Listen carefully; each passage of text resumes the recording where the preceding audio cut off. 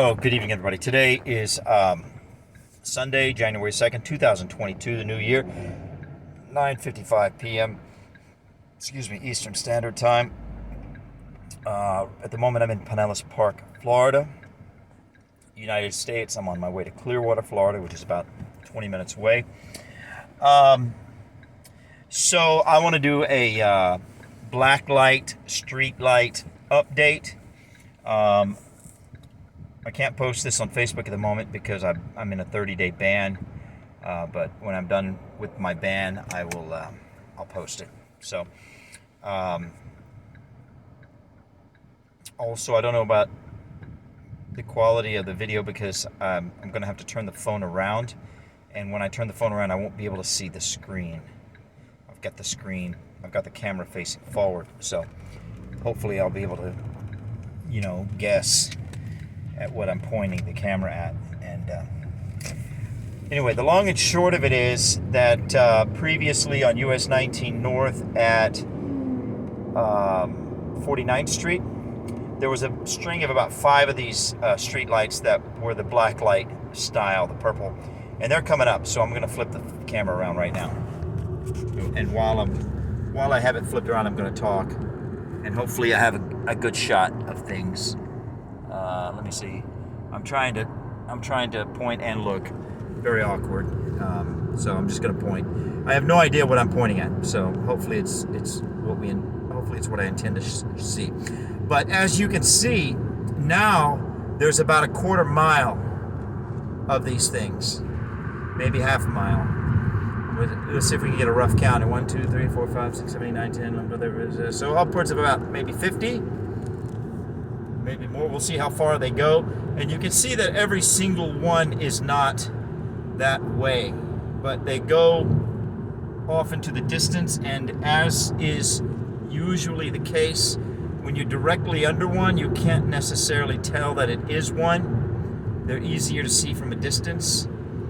But I don't know. I have mixed emotions about how consistent they are here. Is it just one here and one there? I'm gonna go with yes. I think it's one here, one there. They're kind of sparsely placed here, but in a long string. I mean, they're still going. So it might be a mile of them, but not consistently so. All right, so that's one point about this.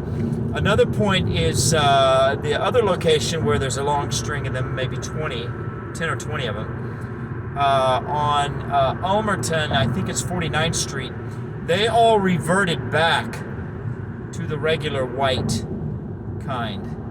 So what exactly is going on here, I don't know. Is it, okay, now we're coming up on the gold ones. So are the gold ones the LED? Okay, definitely not the same style. So with the LED, you can see 6 or 9 distinct light sources within a single light.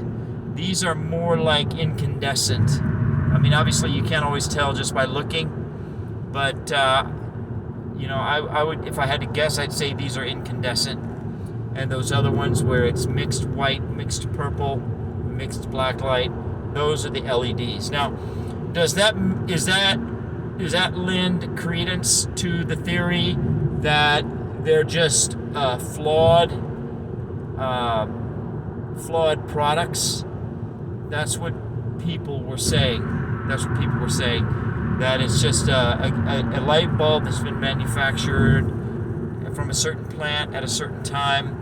They come out flawed, and that's what makes them be black lights or purple lights as opposed to the white LED. I mean, I don't know.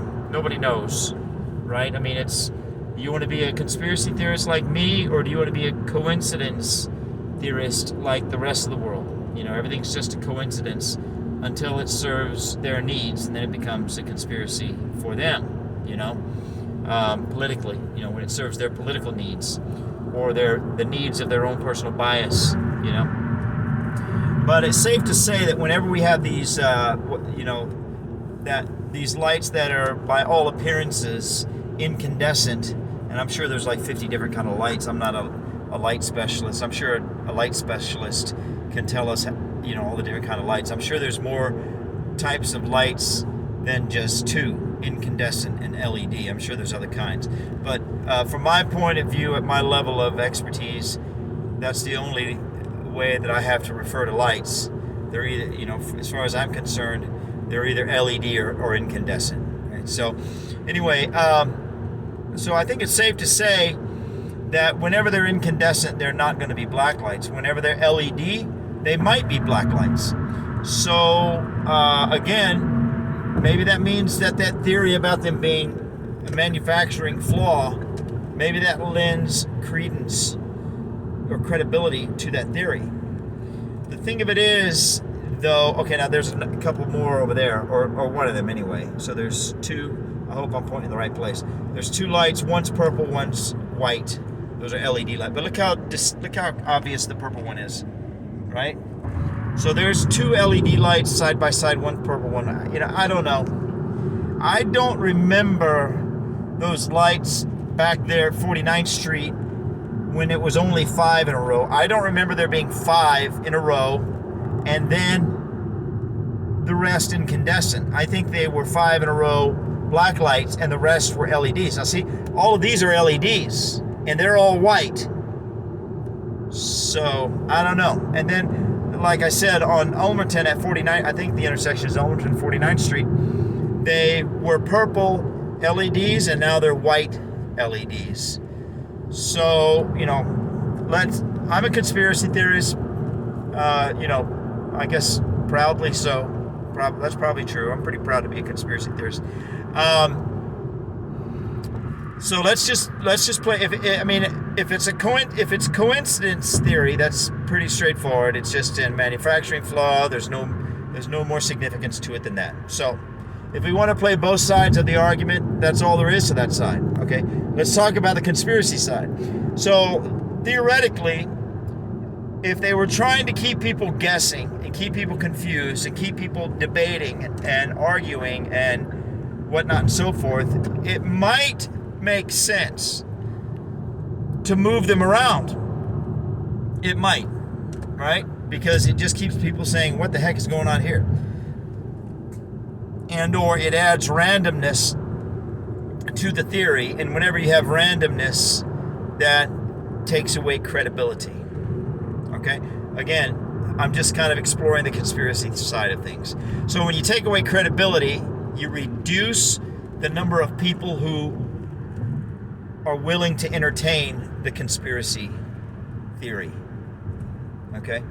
So that's one thought. The other thought is one that I discussed previously, and I still think this is a good thought. And that is that they want to,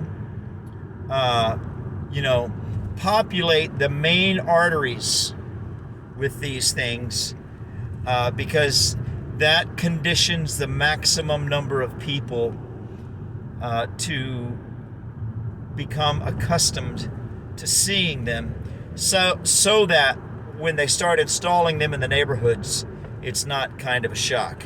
It's not kind of it's not even a curiosity. It's not even anything that people even think about, And again, the theory behind these black lights is that they are a tool. They're not like I don't see them as like a main component of the whole vacky-wacky, fake, I can't think of the right word for this thing that's going around. Maybe I can think of a word that rhymes with it, but this fake plan, like you have a plan and then you have a imic. I need to think of another word to replace plan, imic. Yeah, I need to find a way. I need to think of something. Anyway, the idea being that we know. I think it's a fact that the vacky-wacky is armed, you might say, with a tracing enzyme known as luciferase. Luciferase is the naturally occurring enzyme in jellyfish and fireflies that causes them to illuminate. So That's why it's called Luciferase, because Lucifer is the enlightened one, or the light bearer, or something to that effect. So some people, not everybody, but some people report that after getting this vacky wacky, they hold their hand under a black light and their veins glow. Okay, and that's the tracer. So the idea is that if they make these black lights the standard form of illumination, not just for street lights, but for all lights. Imagine, if eventually they get to the point where they mandate that every one of these businesses, every front porch light, everything has to be this light that causes the luciferase to glow and to trace itself, to show itself. Then it will be inescapable evidence of who's whacked and who's not whacked. So it'll be not only inescapable, but it will be constant, nonstop verification everywhere, literally everywhere you go. And that's what Bill Gates calls flooding the zone. Flooding the zone. That's mass marketing. Basically, you bring in, in a context or an environment of free speech. You overwhelm the marketplace of ideas with a singular, codified, scripted narrative. Okay, such that let's say, for example, there's 5 different perspectives.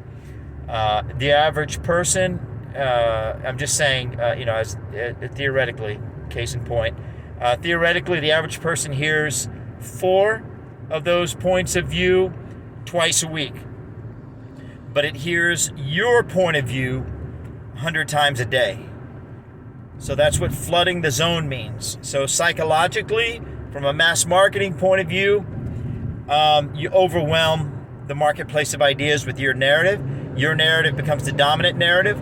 All other narratives become fringe, suspect, conspiracy, lacking credibility, so on and so forth. It doesn't matter how wacky, crazy, far-fetched, it doesn't matter. The psychology of humans doesn't care about that part if they are overwhelmed with a singular,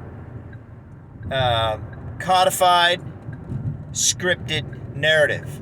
It doesn't matter how ridiculous, irrational, unsubstantiated it is. The mere fact of the overwhelming repetition. Okay, repetition is a key component of mind control. The overwhelming repetition everywhere they go. You go to the gas station, you go to the movie theater, you go to church, you drive down the street, everywhere. It doesn't matter where you go. You see this narrative over and over and over and over again. Your mind, the psychology of the human mind is basically going to force you to believe that narrative and to deem it as being the most credible. All right, so anyway, that's the theory with the purple lights. Is it's just another component of that flooding the zone thing, but it's also, if you think about it, an extraordinarily powerful social force, meaning that nobody will have to ask anybody ever again, are you whacked? It will be, at least not at nighttime. It'll be obvious. It'll be obvious, right? And potentially, you have blood vessels close to your skin and your temples. You have them in your neck, and it's spooky, right? It's creepy. The theory of it. I don't know how true it is, but it's a very creepy proposition. And again, you can take the coincidence theory route on this, or the conspiracy theory route. I don't know which one is true, but I know the conspiracy theory route is much more interesting. Much more, to consider, much more to talk about and, weigh in terms of believability. So I'll stop talking now. We're down in a neighborhood now, so You don't really see them in a neighborhood. You see one randomly here and there. Very, very random. These are LED lights right here. They're all white. But you do see one on a very random basis. So if they want to support that narrative that it's a manufacturing flaw, again, theoretically, on the conspiracy theory side of things, it would make sense to put one randomly here and there, you know, in a neighborhood. So I don't know. Just this is all very interesting to me. And I thank you for listening to my video today. Is January 2nd, 2022, 10:10 p.m. Eastern Standard Time. I am now in Clearwater, Florida. This is the United States of America. God bless you all. Peace, blessings, and liberty to you and yours. Bye.